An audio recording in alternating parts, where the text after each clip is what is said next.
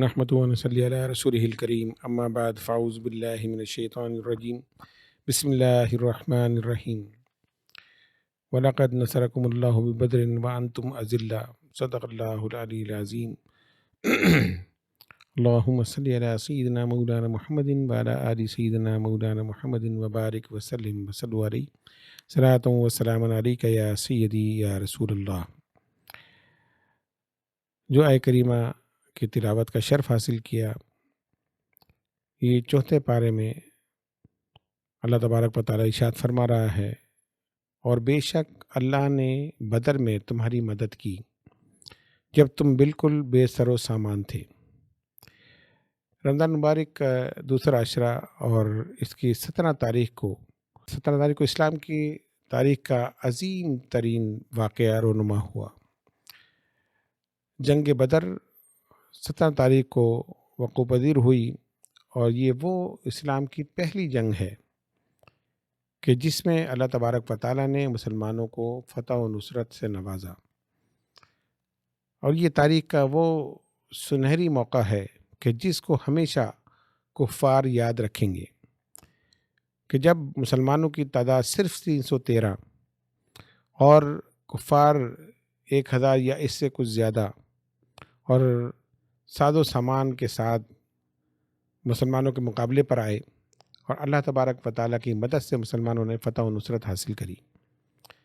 میرے بزرگوں اور دوستوں، جب سرکار دو عالم صلی اللہ علیہ وسلم نے مدینہ شریف ہجرت فرمائی اور مدینے میں ایک مسلم ریاست کا قیام عمل میں آیا، یہ بات کفار سے، قریش مکہ سے برداشت نہیں ہوئی، اور مختلف ہیلے بہانے سے انہوں نے مسلمانوں کو تنگ کرنا شروع کیا۔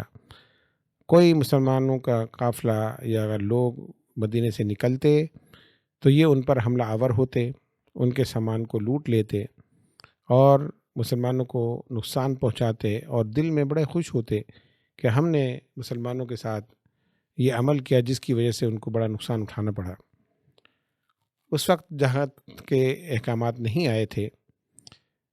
جنگ بدر کا جو واقعہ پیش آیا تو اس کا تاریخی پس منظر یہ ہے کہ ابو سفیان جو اس وقت تک مسلمان نہیں ہوئے تھے، قریش مکہ کے ساز و سامان لے کر تجارت کے لیے ملک شام تک گئے، اور جب وہاں سے واپس ہوئے تو مسلمانوں کو اطلاع ملی کہ قریش کا ایک قافلہ تجارت میں بڑا منافع حاصل کرنے کے بعد اب مکے واپس جا رہا ہے۔ تو مسلمانوں نے یہ سوچا کہ ہمیں اس قافلے کو راستے میں روکنا چاہیے۔ جس طرح کفار ہمارے ساتھ زیادتی کر رہے ہیں تو ہمیں اس قافلے کو روکنا چاہیے تاکہ ان کو بھی نصیحت حاصل ہو۔ یہ سوچ کر جو ہے اس قافلے کو روکنے کا پروگرام بنایا گیا۔ ابو سفیان جو اس وقت تک مسلمان نہیں ہوئے تھے اور اس قافلے کے سربراہ تھے، ان تک جب یہ اطلاع پہنچی تو انہوں نے فوراً مکے اطلاع دی کہ اس طرح مسلمان اس قافلے کو روکنا چاہتے ہیں۔ قریش مکہ کے تمام سرداران، بڑے بڑے رؤساء، جن کا سب کا مال اس تجارت کے سامان میں لگا ہوا تھا، اور ان کی اپنی اپنی رقم اس مال میں لگی ہوئی تھی، اور جس کا منافع لے کر وہ قافلہ واپس مکے آ رہا تھا، جب یہ اطلاع قریش مکہ کو پہنچی تو انہوں نے فوراً ایک دوسرے سے مشورہ کیا، اور خاص طور پہ ابو جہل نے تمام سرداران قریش کو جمع کیا اور کہا کہ یہ ہمارے لیے بہترین موقع ہے کہ ہم مسلمانوں کو نیست و نابود کر دیں۔ یہ ہمارے قافلے کو ختم کرنا چاہتے ہیں یا اس کو لوٹنا چاہتے ہیں، تو ہم ان پر حملہ آور ہوں گے اور ان کو صفحہ ہستی سے مٹا دیں گے۔ اور اعلان جنگ کیا اور مکے کے اندر اعلان کر دیا کہ ہم مسلمانوں سے لڑنے کے لیے جا رہے ہیں۔ اب ہر قبیلے کے لوگ جو ہے جمع ہوئے اور سب نے اپنی اپنی خدمات پیش کر دی۔ 1000 کا لشکر جرار تیار ہوا، تمام جنگی سامان سے لیس ہو کر یہ قافلہ بدر کی طرف چلا۔ سرکار دو عالم صلی اللہ علیہ وسلم کو جب اطلاع ملی کہ ایک لشکر جرار جو ہے وہ بدر کی طرف آ رہا ہے، تو حضور اکرم صلی اللہ علیہ وسلم نے صحابہ سے مشورہ کیا۔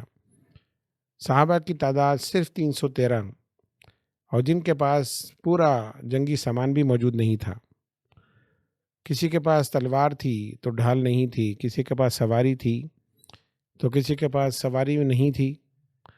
چند تلواریں، چند تیر، کچھ ڈھالیں، کچھ نیزے، بس یہ مسلمانوں کے پاس جنگ کرنے کے لیے تھا۔ حقیقت یہ تھی کہ مسلمان جنگ کے لیے نہیں بلکہ صرف اس قافلے کے لیے روکنے کے لیے نکلے۔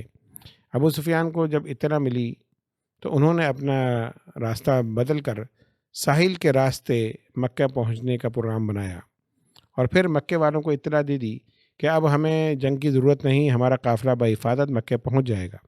لیکن ابو جہل نے واپس جانے سے انکار کیا اور تمام رؤسا قریش اور سرداران قریش کو لے کر اس نے کہا کہ یہ موقع ہمارے ہاتھ سے نہیں جانا چاہیے، آج ہم مسلمانوں کو نیست و نابود کر دیں گے۔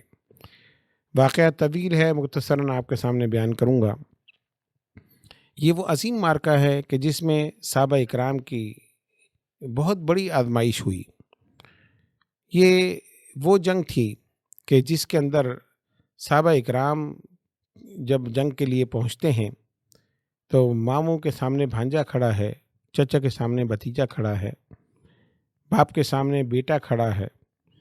یعنی مکے والے تو یہی مہاجرین کے رشتہ داری تھے، اور مہاجرین انہی کے قبیلے قریش سے ہی تعلق رکھتے تھے جو اسلام قبول کرنے کے بعد مدینہ ہجرت کر گئے تھے۔ اب جب یہ جنگ کا موقع آتا ہے تو سامنے ایک دوسرے کے رشتہ دار کھڑے ہیں، باپ کے سامنے بیٹا کھڑا ہے، ماموں کے سامنے بھانجا کھڑا ہے، بھتیجا چچا کے سامنے موجود ہے۔ اس کیفیت کے اندر جب یہ جنگ میدان جنگ میں جمع ہوتے ہیں تو یہ اللہ تبارک و تعالیٰ کی صحابہ اکرام کے لیے بہت بڑی آزمائش تھی کہ اب تم نے کس سے جنگ لڑنی ہے؟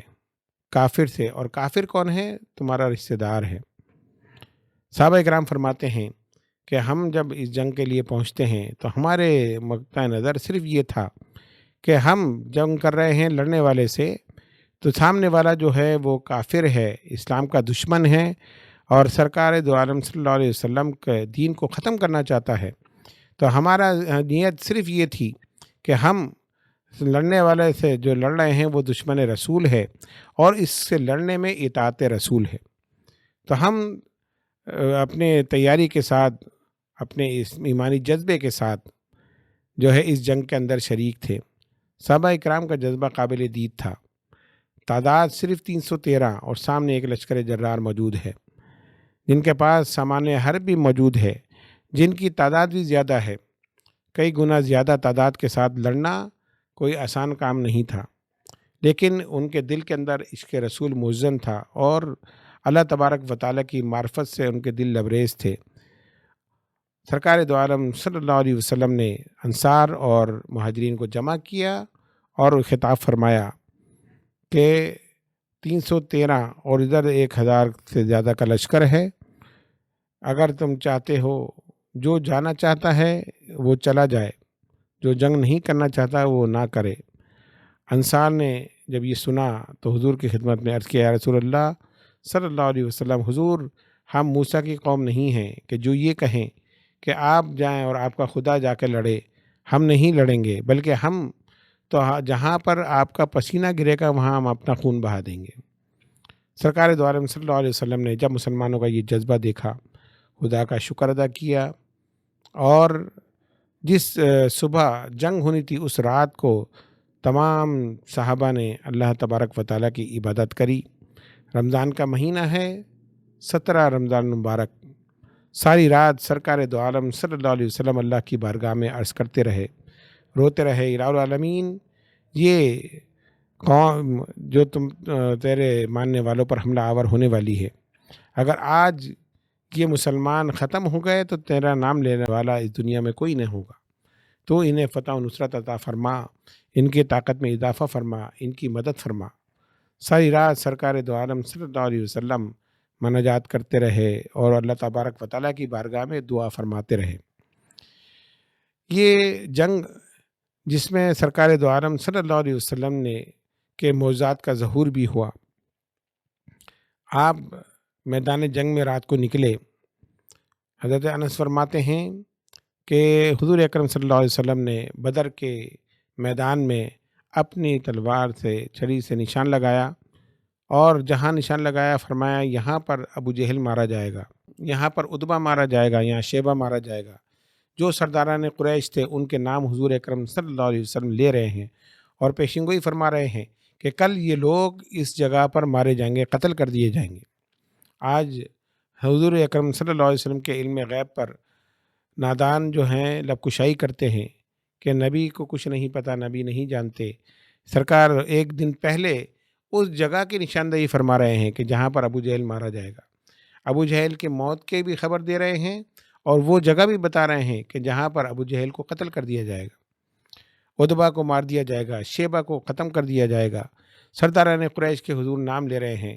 حضرت انس فرماتے ہیں رات گزر گئی، صبح ہوئی، میدان جنگ تیار ہوا اور پھر سرکار دو عالم صلی اللہ علیہ وسلم نے صفوں کو درست کرنا شروع کیا۔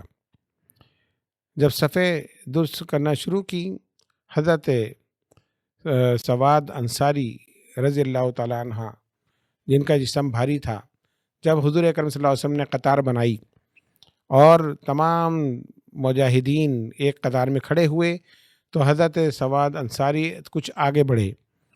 سرکار دو عالم صلی اللہ علیہ وسلم سب کو اپنے تیر سے پیچھے کرتے اور فرماتے کہ ایک لائن میں ہو جاؤ۔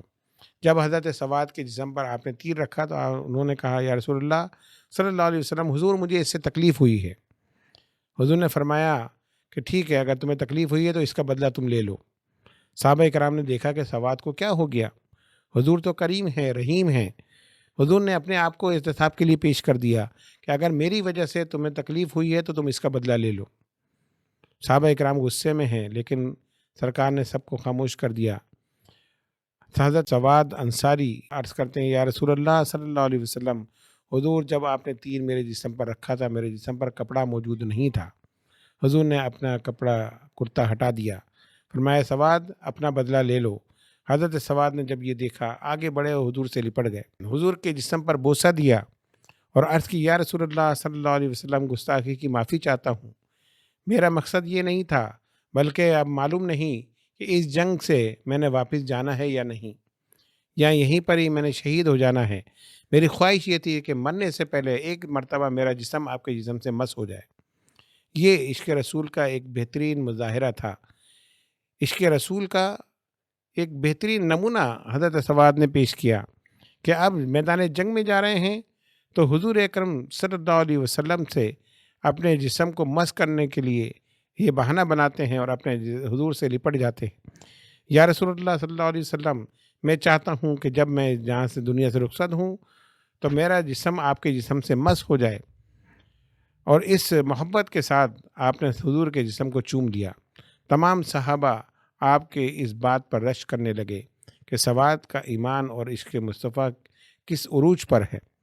سرکار دو عالم صلی اللہ علیہ وسلم نے صف سیدھی فرمائی اور اس کے بعد میدان جنگ میں مجاہدین نے جنگ کا آغاز کیا۔ حضرت حمزہ، حضرت علی اور حضرت عبیدہ رضی اللہ تعالیٰ عنہ نے جنگ کا آغاز کیا، عتبہ، شیبہ اور ولید کو ختم کر دیا اور اس کے بعد ایک عام جنگ شروع ہوئی۔ جنگ زوروں پر تھی۔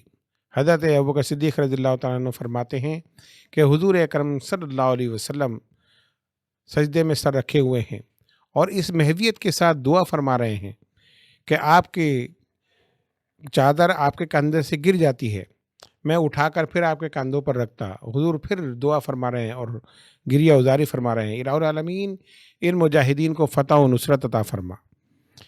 اسی دعا کے کرتے کرتے حضور اپنے چہرے کو سجدے سے اٹھاتے ہیں اور خوشی کا اظہار فرماتے ہیں۔ حضرت ابوبکر صدیق رضی اللہ تعالیٰ عنہ فرماتے ہیں کہ حضور اکرم صلی اللہ علیہ وسلم نے فرمایا اے ابو بکر خوش ہو جاؤ، اللہ کی مدد آپ پہنچی ہے، اللہ کی مدد ہم تک پہنچ گئی ہے۔ اور پھر حضور فرماتے ہیں دیکھو جبریل زرد امامہ پہنے ہوئے آسمان سے فرشتوں کی فوج لے کر اتر رہے ہیں۔ پھر فرماتے ہیں کہ آواز آتی ہے ہزوم آگے بڑھو، ہزوم آگے بڑھو۔ صحابہ اکرام کہتے ہیں کہ ہم حیران تھے کہ یہ آواز کہاں سے آ رہی ہے۔ سرکار دو عالم صلی اللہ علیہ وسلم نے فرمایا ہزوم جبریل کے گھوڑے کا نام ہے اور وہ اپنے گھوڑے کو کہہ رہے ہیں کہ آگے بڑھو۔ صحابہ اکرام رضوان اللہ تعالیٰ علیہ مجمعین فرماتے ہیں کہ ہم کتنے مرتبہ کسی کافر کو قتل کرنا چاہتے تھے وہ پہلے ہی قتل ہو جاتا، یعنی ہم تلوار اٹھاتے اس کا سر کٹ کر گر جاتا۔ ہم حیران تھے یہ کیا ہو رہا ہے؟ یہ اللہ تبارک و تعالیٰ کی وہ فرشتوں کی فوج تھی کہ جو مجاہدین کے ساتھ کفار سے لڑ رہی تھی۔ صحابہ اکرام حیران ہیں اور ادھر کافر جو ہے وہ قتل ہو رہے ہیں۔ 1000 کا وہ عظیم لشکر جو مسلمان پر حملہ آور ہوا، وہ تنکا تنکا ہو کر بکھر گیا۔ وہ 313 مجاہدین جن کا ایمان اپنے عروج پر تھا، جنہوں نے اپنی جانوں کی پرواہ نہیں کی بلکہ اپنے ایمان کو اور اسلام کو مقدم رکھا اور اتنے بڑے لشکر سے جا کر ٹکرا گئے۔ سرکار دو عالم صلی اللہ علیہ وسلم کی دعا قبول ہوئی اور فرشتوں کی اس امداد کے بعد مسلمانوں نے فتح و نصرت حاصل کری۔ مسلمانوں کے صرف 17 مجاہدین شہید ہوئے اور اس کے علاوہ کافروں کے بے تحاشا سپاہی جو ہے جہنم را واصل ہوئے۔ سرکار دو عالم صلی اللہ علیہ وسلم نے کی دعا کے بعد مسلمانوں کو اللہ تبارک و تعالیٰ نے فتح نصیب فرمائی۔ یہ وہ عظیم جنگ ہے اور تاریخ میں جو ہے یہ سنہری حروف سے لکھے جانے والا معرکہ ہے کہ جس میں اللہ تبارک و تعالیٰ نے اپنے مدد کے ساتھ فرشتوں کو فتح و نصرت عطا فرمائی۔ آج بھی اگر بدر کے مقام پر جایا جائے تو وہاں پر ایک ریتیلا پہاڑ موجود ہے جس پر یہ فرشتوں کی فوج اتری تھی۔ 1400 سال سے وہ پہاڑ آج بھی اسی طرح موجود ہے۔ حالانکہ وہ ریت کا پہاڑ ہے، ہوا سے ریت ادھر ادھر ہو سکتی ہے، لیکن 1400 سال سے وہ ریت اسی طرح موجود ہے اور وہ پہاڑ بھی موجود ہے جس میں آج بھی ہمیں جلال نظر آتا ہے کہ جہاں پر فرشتوں کی فوج میدان بدر میں اتری۔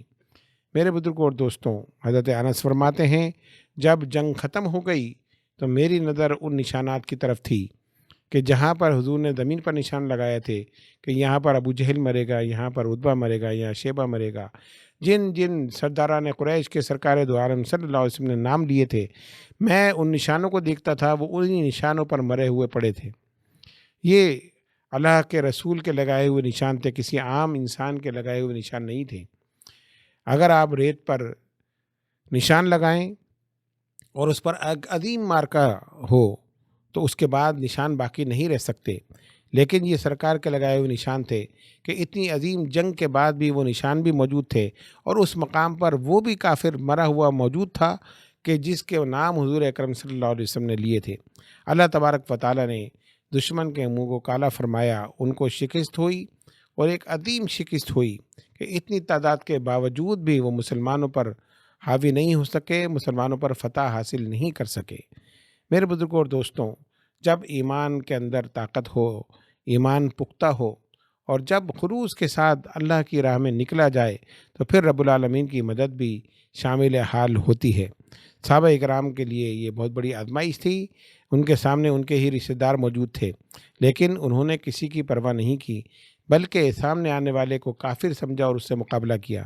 حضرت ابوبکر صدیق رضی اللہ تعالیٰ عنہ کے صاحبزادے عرض کرتے ہیں، بجان جنگ بدر میں ایک موقع ایسا آیا تھا کہ میری تلوار کی زد میں آپ تھے، اگر میں چاہتا تو میں آپ کو ختم کر سکتا تھا، لیکن میں نے یہ سوچ کر چھوڑ دیا کہ آپ میرے والد ہیں۔ حضرت صدیق اکبر فرماتے ہیں کہ بیٹے تم نے تو اس لیے چھوڑ دیا، لیکن اگر میں تمہاری جگہ ہوتا تو میں نہیں سوچتا بلکہ میں تمہیں ختم کر دیتا۔ کیوں؟ اس لیے کہ میرے سامنے آنے والا دشمن رسول تھا اور اس کو مارنے میں اطاعت رسول۔ یہ صحابہ کرام کا جذبہ تھا کہ جب سامنے والا آنے والا کوئی بھی رشتہ دار ہو، کیسا ہی سگا رشتہ ہو، خونی رشتہ ہو، اس کے باوجود لیکن اگر وہ کفر کی حالت میں ہے اور اسلام کا دشمن ہے تو پھر وہ ہمارا رشتہ دار نہیں ہے، پھر وہ ہمارا سگا ہو نہیں سکتا، وہ صرف دشمن رسول ہے اور اس کو ماننا جو ہے وہ اطاعت رسول ہے۔ یہ سوچ کر صحابہ اکرام نے اس جنگ میں شرکت کری اور اس آزمائش میں پورے اترے۔ اللہ تبارک و تعالیٰ نے ان کو اجر عظیم عطا فرمایا۔ میرے بزرگوں اور دوستوں، آج بھی اگر بدر کے مقام پر جایا جائے اور اس میدان کو دیکھا جائے تو اس جنگ کا تصور کر کے دل کانپ جاتا ہے کہ کتنا خونریز جو ہے یہ مارکا ہوا ہوگا اور صحابہ اکرام نے کس طرح اس جنگ میں شرکت کی ہوگی۔ اس جنگ میں سرکار دو عالم صلی اللہ علیہ وسلم کے معجزات کا ظہور ہوتا رہا۔ حضرت قتادہ کے آنکھ میں تیر لگا اور ان کی آنکھ نکل گئی۔ آپ اپنی ہتھیلی پر آنکھ لے کر حضور کی بارگاہ میں حاضر ہوتے ہیں، یا رسول اللہ صلی اللہ علیہ وسلم، حضور تیر لگ گیا، آنکھ نکل گئی ہے۔ سرکار دو عالم صلی اللہ علیہ وسلم نے ان کی آنکھ کو اس کے مقام پر رکھا اور اپنے دست مبارک پھیر دیا۔ حضرت قتادہ فرماتے ہیں کہ میری آنکھ پہلے سے زیادہ روشن ہو گئی۔ آپ جنگ بدر کے بعد زندہ رہے، ضعیفی آئی۔ فرماتے ہیں کہ جتنا زیادہ میری عمر بڑھتی گئی، میری دوسری آنکھ کی نظر کمزور ضرور ہوئی، لیکن جو سرکار نے آنکھ کو ٹھیک کیا تھا اس کی روشنی پھر بڑھ گئی۔ یہ سرکار دو عالم صلی اللہ علیہ وسلم کا معجزہ تھا۔ ایک صحابی عرض کرتے ہیں، یا رسول اللہ، میرے پاس تلوار نہیں ہے، میں جنگ میں کیسے لڑوں؟ حضور نے ایک لکڑی اٹھا کر ان کے ہاتھ میں دی جو تلوار کی شکل اختیار کر گئی، اور پھر وہ تلوار سے لے کر میدان جنگ میں کود پڑے، اور مسلمانوں کی طرف سے انہوں نے کفار کا وہ بہترین مقابلہ کیا اور اپنی شجاعت کے جوہر دکھائے۔ اس جنگ میں صحابہ اکرام نے اپنے ایمان کی دولت سے اور اپنے ایمان کے ساتھ لڑا۔ حقیقت یہ ہے کہ ان کے پاس نہ سامان حرب تھا، نہ ان کے پاس جنگی سامان مکمل تھا، نہ ان کے پاس سواریاں مکمل تھیں، لیکن ہاں ان کے ایمان کے اندر وہ طاقت تھی جو اس وقت کسی اور کے پاس نہیں تھی، وہ کفار کے پاس بھی نہیں تھی۔ اتنے سامان جنگ باوجود ان کے اندر وہ ایمانی جذبہ نہیں تھا جو صحابہ اکرام میں تھا۔ اللہ تبارک و تعالیٰ نے ان کے اس جذبے کی وجہ سے ان کو سرخرو فرمایا اور فتح و نصرت سے ان کو نوازا۔ یہ وہ عظیم جنگ ہے کہ جو اسلام کی پہلی جنگ ہے، اور اس کے فتح و نصرت سے اسلام پھر پوری دنیا میں پھیلنا شروع ہوا، مسلمانوں کو کامیابی ہوئی اور اسلام کی تبلیغ اور اشاعت کے اندر تیزی آئی، اور مسلمانوں نے تیزی کے ساتھ اسلام کی تبلیغ کا آغاز کیا۔ میرے بزرگوں اور دوستوں، جنگ بدر ہمیں یہ سبق دیتی ہے کہ اگر ایمان کی دولت سے مالا مال ہو تو پھر کوئی کافر آپ کو شکست نہیں دے سکتا۔ آج دنیا کے اندر ہم مسلمان مغلوب ہو کر رہ گئے، اس کی وجہ صرف یہ ہے کہ ہمارا وہ ایمانی جذبہ نہیں رہا جو صحابہ اکرام کا ہوا کرتا تھا۔ آج ہمارے پاس سب کچھ موجود ہے۔ یہ وہ دور ہے کہ اسلام یعنی مسلمانوں کے پاس 57 اسلامی ریاست موجود ہیں۔ یہ وہ دور ہے کہ جب مسلمانوں کے پاس بے تحاشا دولت موجود ہے۔ یہ وہ دور ہے کہ جب مسلمانوں کے پاس بہترین جنگی سامان، طیارے موجود ہیں، ایٹم بم موجود ہے۔ یہ تمام چیزیں ہونے کے باوجود صرف ایمانی جذبہ موجود نہیں ہے، جس کی وجہ سے آج ہم کفار کے سامنے مغلوب ہو کر رہ گئے ہیں۔ 57 اسلامی ممالک، کیفیت یہ ہے کہ کفار کا خوف اتنا ہے کہ ہم فلسطینی بھائیوں کی مدد بھی نہیں کر سکتے۔ آج ہم ان کی مدد کرنے سے بھی قاصر ہیں، صرف کفار کے خوف کی وجہ سے۔ جب ہم اپنی ایمانی قوت استعمال نہیں کرتے، جب ہم دین میں اسلام پر پوری طرح عمل نہیں کرتے، تو پھر کفار کا خوف دل میں جمع ہو جاتا ہے۔ وہ نفوس قدسیہ جو تھے تو صرف 313، لیکن ان کے دل میں اللہ کے خوف کے علاوہ کوئی خوف نہیں تھا، اور وہ دین اسلام کے لیے میدان جنگ میں کود پڑے۔ آج ہمیں اسی جذبے کی ضرورت ہے۔ آج ہمیں اپنی ایمان کے طاقت کو بڑھانے کی ضرورت ہے۔ آج ہمیں اپنے دل کے اندر اللہ اور اس کے رسول کے عشق کو پیدا کرنے کی ضرورت ہے۔ اگر ہمارے اندر یہ جذبہ پیدا ہو جائے تو آج بھی ہم دین کو سر بلند کر سکتے ہیں اور کفار پر فتح و نصرت حاصل کر سکتے ہیں۔ ہم رمضان کی اس مبارک گھڑیوں میں یہی دعا کریں گے کہ اللہ تبارک و تعالی مسلمانوں کو پھر سے وہ عزت اور عظمت والا مقام عطا فرمائے، اور مسلمانوں کے دلوں کے اندر وہی جذبہ جہاد پیدا فرمائے اور اسلام کی سربلندی کا جذبہ پیدا فرمائے، اور مسلمانوں کے اندر وہ طاقت عطا فرمائے کہ ہم کافروں کو نیچا دکھا سکیں، ان کو نیست و نابود کر سکیں۔ جہاں بھی مسلمانوں پر دنیا میں ظلم ہو، چاہے وہ کشمیر ہو یا غزہ کا علاقہ ہو، فلسطین ہو، اللہ رب العزت مسلمانوں کو وہ طاقت عطا فرمائے کہ ہم ان مظلوم مسلمانوں کی مدد کر سکیں۔ آج بھی فلسطین کی زمین ان صحابہ اکرام کو یاد کرتی ہے۔ آج بھی فلسطین کی زمین ان مجاہدین کو یاد کرتی ہے کہ جنہوں نے کم تعداد میں ہونے کے باوجود کافروں کو شکست فاش دی، اور یہ اللہ رب العزت کی مدد کے ساتھ ہوا۔ اسی لیے فرماتے ہیں بزرگان دین کہ اگر آج بھی صحابہ جیسا جذبہ پیدا ہو تو اللہ رب العزت آسمان سے مدد ضرور بھیجے گا۔ آج ہمارے ایمان کی کمزوری کی وجہ سے ہم اس حال کو پہنچے ہیں۔ ہماری دعا ہے کہ اللہ تبارک و تعالی ہم سب کے ایمان کے اندر تقویت پیدا فرمائے اور ہمیں کفار پر غلبہ عطا فرمائے، اور جو کفار مسلمان پر ظلم و ستم کر رہے ہیں رب العالمین ان کو نیست و نابود فرمائے۔ الہ العالمین، صحابہ بدر کے صحابہ کا صدقہ تو ہمارے گناہوں کو معاف فرما اور اس ماہ مبارک کو ہمارے لیے ذریعہ نجات بنا۔ وما علینا الا البلاغ۔